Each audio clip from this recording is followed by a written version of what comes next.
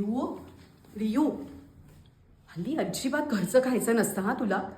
नुसतं बाहेरचं खायची चटक लागलेली आहे. आणि सारखं काय ग चिकन चिकन. हां अगं घरचं साधं सात्विक अन्न जेव ना बाई कधीतरी. डबा घेऊन जा म्हटलं की तोंड वाकडी करतेस. विक्रांतने ना नुसतं डोक्यावर चढवून ठेवलेलं आहे तुला. लहानपणापासून फ्रीडमच्या नावाखाली इतकी मोकळीक दिली आहे ना.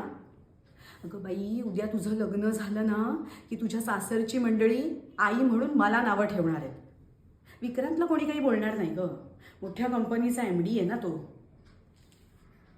ग मुलीच्या जातीला ना थोडी शिस्त असावी रिव बाळा. कळलं का.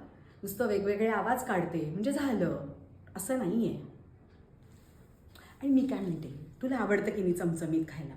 अगं मग स्वतः कर शीत जरा. हां चल माझ्याबरोबर किचनमध्ये चल कांदा काप. आता नाही म्हणशील लायनर खराब होतो ना तुझा कांदा कापताना. आणि चपातीच्या पिठात हात घाल म्हटलं की असे नेल्स खराब होतात मम्मा. हे उत्तर देतेस मला. मी बाप लेक दोघं अगदी सारखे आहेत. ते गरम डोक्याचे आणि मनमानी करणारे. करा काय तुम्हाला हवं ना ते करा. जातीये मी नको बोलू माझ्याशी.